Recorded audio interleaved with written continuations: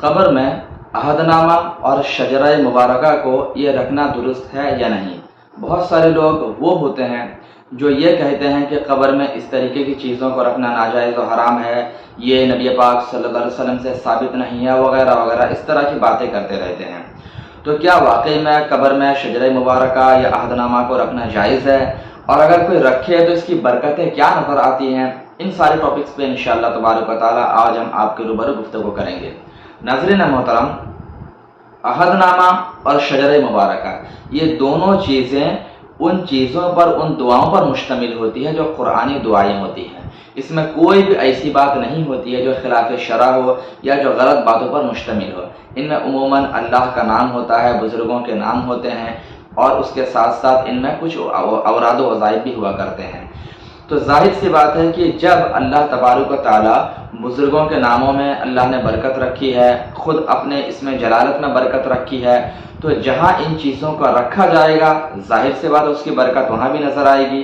میں آپ کو ایک چھوٹی سی بات بتاؤں، اصحاب کہف کا نام آپ نے سنا ہوگا۔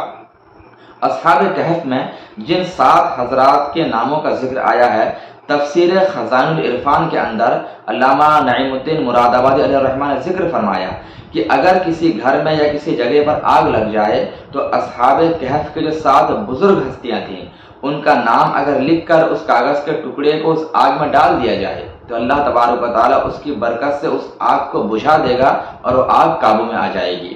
اب آپ غور کریں کہ اصحاب کہف کون تھے؟ یہ تو وہ حضرات تھے جو حضرت عیسیٰ علیہ السلام کے زمانے کے اولیاء تھے۔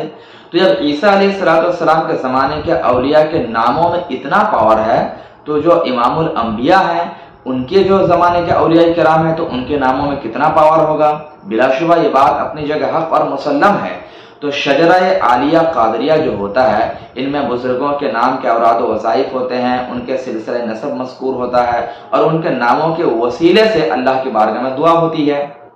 تو اب اس اعتبار سے عہد نامہ ہو یا شجرہ عالیہ قادریہ ہو، ان دونوں چیزوں کو قبر میں رکھنا بالکل جائز اور درست ہے۔ ہاں، ایک چیز آپ یہ دھیان دیں کہ اس کو بہت سارے لوگ سینے پر رکھ دیتے ہیں، بہت سارے لوگ پیشانی پر رکھتے ہیں۔ اس کا ایک اچھا نسخہ جو صاحب بہار شریف نے ذکر فرمایا ہے وہ یہ فرماتے ہیں کہ قبر میں میت کے چہرے کے سامنے رائٹ سائڈ یعنی کہ قبلہ کی جانب جو دیوار ہوگی وہاں ایک چھوٹا سا طاق بنا دیں، اور اس طاق میں شجرہ مبارکہ کو اور عہد نامہ کو اس میں رکھ دیں۔ تو اس طریقے سے کیا ہوگا کہ اگر لاش سڑ گل جائے تو اس سے وہ مبارک نام جو ہے ان کی توہین نہیں ہوگی۔ تو اسی بنا پر قبلہ کے جانب جو قبر کے اندر دیوار ہے اس میں تھوڑے سے طاق بنا کر اس میں رکھ دے، یا کوئی کھیل وغیرہ سے دیوار پر ٹھونک دے، یہ سب سے بہتر طریقہ ہے۔ اچھا، اب اس کا حوالہ کیا ہے؟ کیونکہ بہت سارے لوگ اس کو ناجائز و حرام بھی کہتے ہیں۔ تو اس تعلق سے صاحب در مختار نے یہ ارشاد فرمایا کہ کفن پر عہد نامہ لکھنا جائز ہے۔ صاحب در مختار کہہ رہے ہیں، جس کی شرح علامہ شامی نے کی ہے۔ اب ذرا غور کریں کہ اتنے بڑے فقیہ ہو کر وہ کہہ رہے ہیں کہ کفن پر عہد نامہ لکھنا بالکل جائز اور درست ہے، اور فرمایا کہ اس سے مغفرت کی امید ہے، اور میت کے سینے اور پیشانی پر بسم اللہ الرحمن الرحیم بھی لکھنا جائز ہے۔ تو اس سے پتہ چلا کہ عہد نامہ ہو یا شجرہ مبارکہ ہو، دونوں چیزوں کو قبر میں رکھ سکتے ہیں۔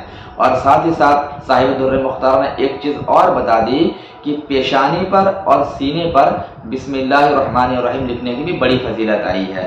تو اس تعلق سے صاحب بہار شریعت حضور صدر الشریعہ علیہ رحمت و رضوان نے ایک بات ارشاد فرمائی ہے کہ بہتر یہ ہے کہ مرنے والے کی پیشانی پر انگلی سے بسم اللہ الرحمن الرحیم لکھ دیا جائے، اور اس کے سینے پر کلمہ طیبہ لا الہ الا اللہ محمد رسول اللہ صلی اللہ تعالی علیہ وسلم یہ لکھ دیا جائے۔